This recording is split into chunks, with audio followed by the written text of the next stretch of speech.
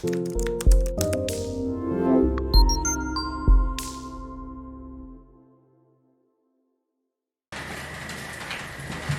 guys, welcome back in my channel JT Production Jakarta. Saat ini seperti janji gue waktu itu, gue pengen ngomongin tentang unboxing tentang visual. Jadi salah satu unit bisnis dari JT Production Jakarta di part show management, kita ada bisnis visual multimedia content. Jadi kita ada servis dan jualannya itu ya gitu, teman-teman mungkin semua udah pada tahu itu gitu.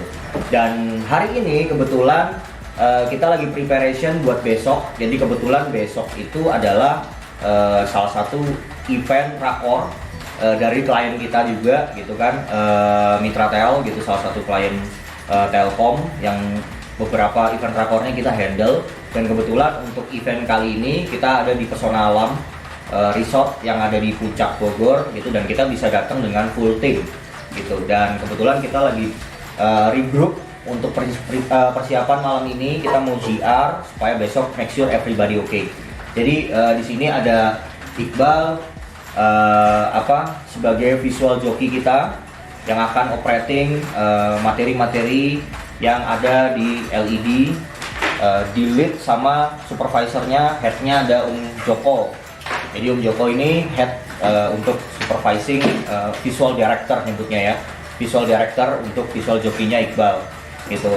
Dia yang akan make sure bahwa semua materi-materi konten yang akan di-play dari mulai rundown pagi besok sampai malam itu semua everybody smooth, semuanya harus ada di dalam checklistannya. Itu nanti semua Joko yang akan ngerapiin, list down, kemudian diberikan ke Iqbal untuk di-play semua materi-materinya gitu, oke?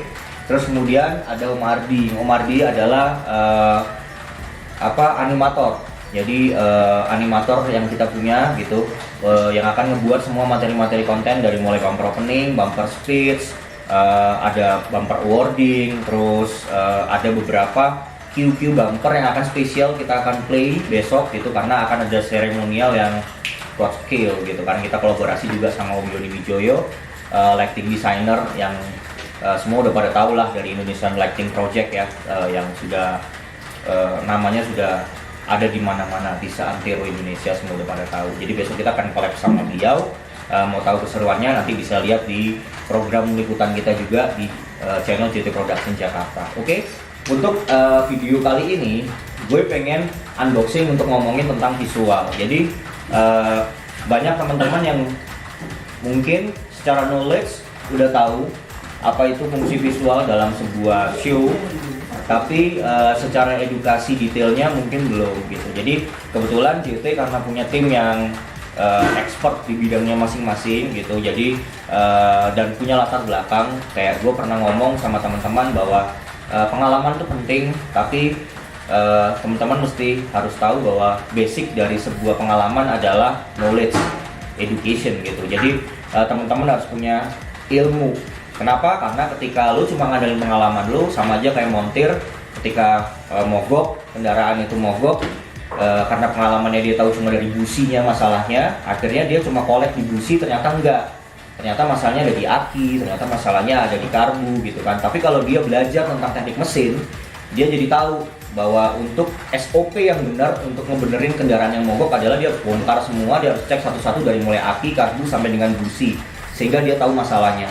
Sama seperti di event, ngomongin technical, apalagi khususnya multimedia, itu juga harus paham tentang sistemnya juga gitu, cabling-nya, sistemnya, pecahan gambarnya, apa segala macam harus tahu gitu kan. Karena dari situ nanti kita baru bisa rangkai. Nanti kita akan nyambung ke ballroom, nanti kita akan kasih tahu juga bagaimana splitting gambar, bagaimana nge-switch multimedia LED. Dari kita kebetulan besok itu pakai ukurannya 4x12 di tengah, terus kemudian di kanan kirinya ada 2x3 meter LED juga gitu. Dan bagaimana mensinkronis itu semua dan men-split itu semua menjadi sesuai dengan request dari klien. Oke? Nah, sekarang kita mau agak sedikit berbincang nih sama Mas Iqbal sebagai visual jockey. Jadi gimana Bal, kalau menurut lu preparation apa yang harus disiapin seorang VJ atau visual jockey? Karena gue berapa kali suka ngomong sama Iqbal bahwa VJ itu nggak cuma sekedar ngopret, gitu. Kalau operator itu namanya ya operator aja gitu kan, multimedia operator gitu ya. Dia cuma tugasnya ngopret. Tapi VJ itu dia harus harus bisa menguasai beberapa scope SOP yang selama ini gue sering sharing juga lah sama Iqbal, sama Joko, dan sama Marty. Kira-kira gimana kalau dari insight lo selama ini lo nge-VJ apa yang mesti harus disiapin sih? Oke, untuk seorang visual joki itu sebelum acara pastikan kita punya rundown. Nah, di rundown itu biasanya udah lengkap apapun kebutuhan visualnya dari di tiap urutan acaranya gitu.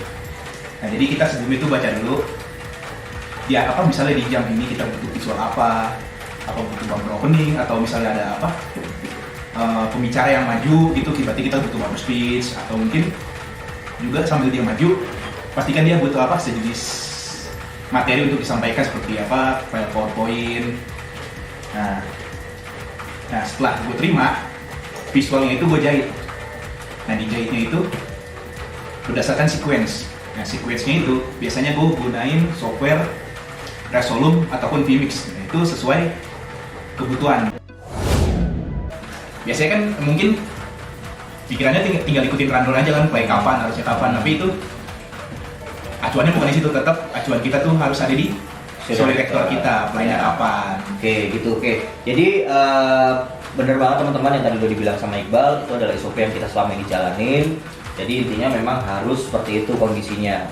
Oke, yang harus dilakukan seorang visual joki. Nah, sekarang gue mau tanya, tadi si Iqbal ini udah nyinggung nih tentang dia tuh pakai 2 software, ya kan? Ada vMix dan ada Resolum. Nah, ini nih kadang-kadang ini suka ada jadi isu di dunia industri event. Ada yang nyebut VJ vMix nih, gitu. Ada yang sebutannya VJ Resolum, gitu kan. Jadi kalau Resolum harus lebih mahal, gitu kan. Kalau vMix, ya elah, vendor juga pada pakai vMix, gitu. Banyak banget yang kadang-kadang nggak ngerti, gitu. Fungsi vMix itu apa, fungsinya Resolum itu apa. Padahal sebenarnya teman-teman, yang gue tahu bahwa vMix sama Resolum itu sebenarnya sama-sama bagus, gitu kan. Tapi memang fungsinya yang berbeda gitu. Untuk lebih detailnya nih, karena gue juga nggak expert ya di sini, kita ngobrol aja sama visual directornya CT Pro. Ada Om Joko di sini. Ini beliau ini, gue harus ngomongnya beliau ya.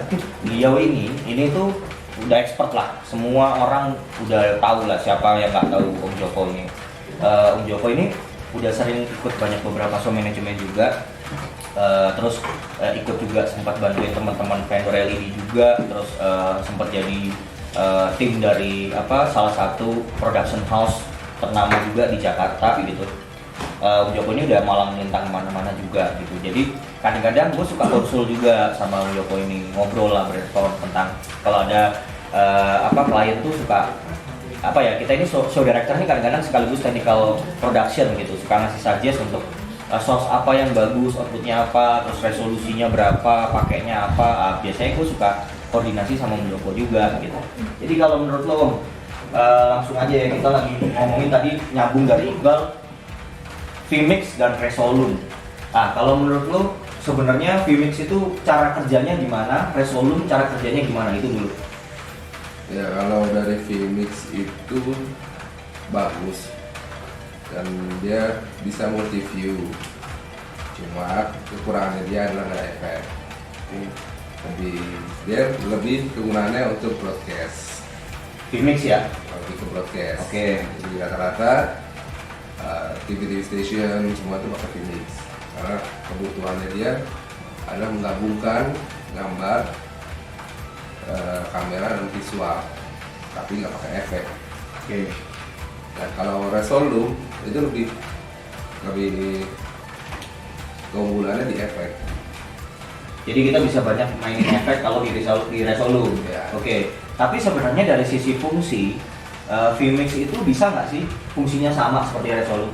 Kalau untuk standar event sama bisa. Oke. Jadi itu tadi bedanya vMix sama Resolum. Tapi sebenarnya secara fungsinya itu sama nggak sih bro? Secara fungsi sama, menampilkan visual. Menampilkan visual. Cuma kalau misalnya gini, ada terjadi kasus di event, LED-nya ukurannya besar nih. Anggaplah let's say kayak besok misalnya 4 kali 12 meter. Apakah itu bisa split ya? Bahasanya di split ya. Gambarnya harus di split dengan beberapa, misalnya kayak di tengahnya materi, kanan kiri webcam. Itu pakai Vmix bisa nggak? Bisa.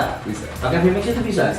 Oh, pakai Vmix itu bisa guys gitu. Jadi banyak orang-orang pikir hanya dengan menggunakan Resolume gitu. Bahkan sampai gue pernah di salah satu LPSE, di salah satu kementerian itu sampai nyebut VJ itu adalah operator Resolume gitu loh. Saking orang tidak teredukasi dengan baik bahwa Vmix itu sebenarnya juga bisa untuk split itu gitu. Jadi bukan hanya Resolume saja gitu. Nah, mekanisme kerjanya gimana bro? Dia kalau mau splitting itu dia ada settingan sendiri kok. Ada settingannya sendiri ya. Perlu capture card juga nggak kayak Resolume gitu? Butuh juga ya. Oke, jadi kan kalau Resolume itu teman-teman kalau mungkin yang udah tahu ya, tapi kalau yang belum tahu ada yang namanya capture card ya bro ya. 4K ya. 4K. Nah 4K gitu. Jadi ada capture card 4K yang fungsinya adalah untuk nge-split itu tadi. Gitu. Jadi dari Resolume itu tetap harus ada capture cardnya dulu, dia yang baru bisa ngebantu buat nge-split dari prosesor ya. Oke. Nanti untuk detail mekanisme kerjanya kita bisa cek nanti di ballroom. Kita ngobrol dulu, tapi nanti detailnya kita akan kasih lihat di situ buat teman-teman. Oke, jadi Vmix itu bisa split, Resolume juga bisa. Terus kalau lu sendiri sebenarnya lebih nyaman pakai Vmix atau Resolume? Nyaman dua-duanya. Nyaman dua-duanya. Kebutuhan karakter eventnya. Kalau karakter eventnya standar. Kalau banyak PowerPoint? PowerPoint lebih ke Vmix. Lebih ke Vmix ya, gitu. Meskipun dia harus splitting. Ya, Oke. Bukan juga Resolume nggak bisa, tapi bisa juga. Tapi mungkin agak sedikit Lebih berat. lebih banyak kerjanya. Oke, berarti iya benar, karena lebih banyak kerjanya kan kita event tuh waktunya tight. Jadi kita harus kerja seefektif dan seefisien mungkin kan. Dan jangan sampai juga source laptop kita juga jadi berat ya gitu, karena kan ya dia juga punya kapasitas gitu. Jangan sampai ketika kita maksain terus akhirnya source-nya nggak kuat malah blank gitu kan, malah jadi isu nanti gitu. Oke, berarti detailnya nanti kita akan lihat ya di lapangan pada saat GR. Teman-teman bisa lihat juga nanti mekanisme kerja dari Vmix atau Resolume yang akan kita pakai untuk splitting. Tapi untuk nanti malam kita pakai Resolume ya? Pakai Resolume sih. Kita nanti tetap pakai Resolume, tapi nanti kita akan cerita juga sedikit tentang Vmix dan Resolume gitu. Oke, tadi kita sudah ngomongin tentang SOP VJ, terus kita juga udah ngomongin tentang Vmix dan Resolume. Sekarang gue mau ke Om Ardi. Hai.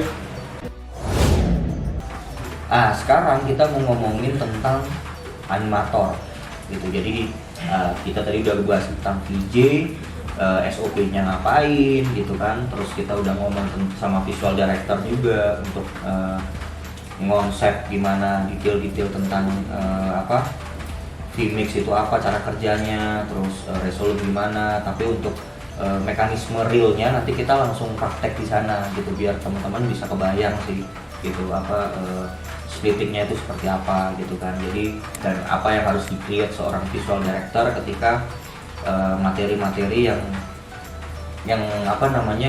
tadi harusnya diterima sama VJ ini, dia harus compilingnya atau dia harus bantu untuk konsep gambar-gambarnya. Dia biasanya duduk bareng visual director ini bersama dengan animator gitu. Jadi animator yang akan mengimplementasikan apa yang stepnya gini dari klien biasanya akan brief ke saya, show director baru ngobrol sama visual director, kira-kira konsepnya seperti ini, visual director baru akan ngobrol sama animator untuk mengimplementasikan dari visualnya seperti apa, clear, baru dioper ke visual joki. Itu visual joki yang akan ngejahit semuanya dan play semua krunya ada di visual director. Jadi gitu. Sekarang kita mau ngobrol sama Om Ardi. Ya. Om Ardi ini animator, jadi sama seperti Bro Joko, Bro Ardi ini udah melalang buana kemana-mana guys gitu. Jadi bukan cuma support kita di JT Pro, tapi udah kemana-mana, udah expertise lah gitu di animator di Jakarta. Siapa sih nggak kenal Om Ardi gitu. Dari sekian pengalaman, dari sekian apa yang sudah dikerjakan sama Om Ardi, hampir selama ini zero mistake, nggak pernah ada komplain. Dan gue kalau nge-brief sama Om Ardi ini hanya lebih sering itu by phone, by WhatsApp, by email, clear gitu. Revisi juga rata-rata minor dan itu paling cuma 2 kali itu, hampir nggak pernah kita revisi mayor ya. Itu pernah sekali mayor itu karena visualnya juga kita yang buat, bukan klien yang buat gitu. Jadi kita akhirnya harus bongkar ulang karena visual baru datang di belakangan gitu. Oke, sekarang gue mau ngobrol tentang animasi, tentang dunia animator gitu kan, dan bagaimana cara kerjanya. Pertanyaan gue adalah yang pertama, gimana sih ketika lo misalnya dapat brief dari klien, lo cuma dikasih key visual, terus abis gitu lo cuma dikasih guide, contoh kayak event ini misalnya, gue mau digital millennials, terus apa yang pertama kali lo lakuin ketika lo dapat brief kayak gitu? Halo, perkenalkan gue Ardi, aka James, tim animator dari JT Pro. Apa yang diomongin tadi dari Om Jo itu paling gue melihat referensi dulu. Referensi dulu ya berarti ya. Karena kita kan nggak tahu moodnya klien tuh kayak gimana. Kita udah bikin yang futuristik, high tech, tapi moodnya klien maunya yang simple, kontemporer. Nah dari situ tuh, makanya gue selalu ngomong ke Om Jo, ini moodnya kliennya kayak gimana nih? Karena hampir semua klien tuh beda-beda moodnya ya, dan mereka pengen temanya juga lain-lain gitu. Jadi contoh misalnya gini nih, ada satu klien kita, sebut saja si A gitu ya, dia itu mintanya gue maunya modern, futuristik, ya kan? Di bayangan kita pasti futuristik digital dong, betul ya kan gitu kan. Tapi terus kalau digital itu pasti kan tone-nya biru misalnya gitu kan, trennya biru, terus trennya hitam, terus ada flare gitu-gitu ya. Tiba-tiba terus dia bilang, ini nggak milenial banget gitu. Terus kita langsung mikir lagi nih, wah milenial kan trennya full color, ya kan, cheer up gitu kan, namanya milenials kan gitu kan, disruptif gitu kan, bentukan-bentukannya nggak teratur gitu kan, yang nggak tetap gitu. Terus akhirnya kita jadi harus gimana caranya ngebayangin itu, dan gua pun kadang-kadang suka bingung gitu kan untuk nge-brief ke Om Joko sebagai visual director dan ke Om Ardi gimana mengimplementasikan apa yang dimau klien. Jadi tadi pertanyaannya sudah terjawab. Pertama adalah referensi ya Om. Ya, referensi dari apa yang kita lihat gitu ya. Terus yang kedua adalah insight client, mood ya, mood gitu. Jadi yang pertama dilakuin adalah referensi. Jadi harus terima brief, referensi harus diperbanyak. Terus setelah itu moodnya gitu, karena ya tadi moodnya mau kayak gimana. Oke. Karena tiap klien tuh beda-beda kan stylenya, moodnya beda. Dan terus satu lagi audio kali ya, audio ya gitu. Jadi itu juga salah satu yang nggak banyak animator yang gue temuin yang punya taste gitu. Omar ini salah satu yang punya taste gitu. Jadi artinya gini, on beat gitu. Jadi pergantian gambar harus disertakan dengan beat dan sound effect yang pas gitu. Dan Omar ini salah satu yang punya taste itu gitu, karena skill aja nggak cukup ya bro ya. Di kreatif itu skill aja nggak cukup, tapi harus punya taste, harus punya loyalitas gitu. Waktu timing tight itu. Ini nih ngomongin timing tight ya. Jadi nyambung nih jadinya nih. Karena ini loh bro, buat waktu timeline seorang animator di stasiun TV, entah itu agensi, terus periklanan atau enggak di buat vlogger sama event tuh beda banget. Beda banget ya. Biasanya lu nyiasatin timeline gimana bro? Karena gue tuh paling sering selalu nyebut JT Pro itu spesial event kusut, spesial event last minute gitu, dan akhirnya ya terpaksa ya last minute juga gitu. Kadang-kadang gue kan udah punya ini sama lu nih kan.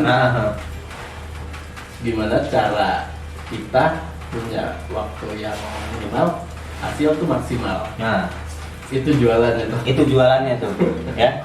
Jadi kita itu gimana caranya dengan minimal time, ya kan, time minimal tapi bisa jadi result maksimal gitu kan, ya kan. Jadi itu salah satu campaign kita ke klien gitu, dari alhamdulillah sih selama ini on time delivery ya gitu kan. Dan gue sebagai visual director dan Om Joko sebagai visual director itu juga bukan cuma make sure itu apa namanya materi semuanya itu tersend saja, tapi juga terdelivery gitu kan dengan baik gitu, dengan sesuai dengan schedule-nya ya. Kayak gini nih, jam segini kita masih tetap kerja, kita masih tetap rapiin semuanya, make sure bahwa nanti malam GR semuanya clear gitu. Oke. Satu lagi sih, kalau buat animator untuk event itu biasa matematikannya harus pintar. Matematikannya ya, matematika dalam arti kata ngitung skala. Ngitung skala tuh. LED. Apalagi yang berhubungan dengan video mapping. Benar. Karena gue banyak ngalamin Karena beda ini sih bro. Beda animator buat di TV sama buat di event tuh beda banget. Beda banget, benar. Gue Karena yang buat di TV itu standar paling 16:9 kan. Nah itu tuh. Jadi itu pernah sih gue ngalamin, maksudnya ketemu kebetulan salah satu klien kita itu cuma hire kita itu show management. Jadi dia nggak hire kontennya kita gitu kan. Terus akhirnya discuss masalah resolusi, masalah rasio ya kan gitu kan, skala perbandingan gitu-gitu. Ya memang benar gitu, banyak rata-rata tuh teman-teman animator tuh cuma ngertinya 16:9 4/3. Iya kan gitu loh. Tapi dia nggak ngerti, ada gue juga baru tahu gitu kan pas ngobrol sama Ardi, ngobrol sama Joko. Ternyata ada nggak cuma ngomongin 1920 kali 1080 loh. Ya kan, ternyata ada ukuran skala 720, ada 765 yang kemarin ya. Ada 765 gitu-gitu. Jadi ada 512 yang kemarin tuh ya. Ada 512. Jadi banyak skala-skala perbandingan yang di resolusi itu yang ternyata tuh beda men gitu loh. Dan itu yang teman animator yang nggak biasa event, yang biasa cuma ngerjain mungkin di TV mungkin ya, broadcast kayak advertising gitu, mungkin mereka cuma tahunya 1920 kali 1080. Dan mungkin kalau ketemu di bidangnya seperti itu mungkin mereka pasti akan kaget. Gitu loh. Jadi pas gue discuss terus ujungnya scaling ya. Nah, itu kan scalingnya beda ya Mas ya. Pas begitu ditampilin dia lagi, wah scrap ya kan, tayang lah apa segala macam. Nah itu tuh. Jadi itu nanti di next program kita akan detail deh ngomongin kayak gitu kan. Jadi untuk program ini kita hanya ngomong gambaran umum saja tentang SOP VJ, tentang visual director, tentang animator gitu. Mungkin di next program, karena kita juga harus persiapan buat GR, waktu kita nggak banyak untuk malam ini. Jadi itu yang kita bisa obrolin, masalah SOP, masalah time schedule, masalah mekanisme kerja. Nanti kita akan coba cek juga di ballroom untuk cerita sedikit juga, karena waktu kita juga nggak banyak. Tapi terima kasih buat teman-teman yang sudah nonton program kita tentang unboxing dunia visual multimedia konten. Oke, jangan lupa di like, di share, dan di subscribe terus, diikutin terus, di follow terus edukasi tentang dunia show management yang ada di GT Production Jakarta. Thank you and check this out. We'll be right back.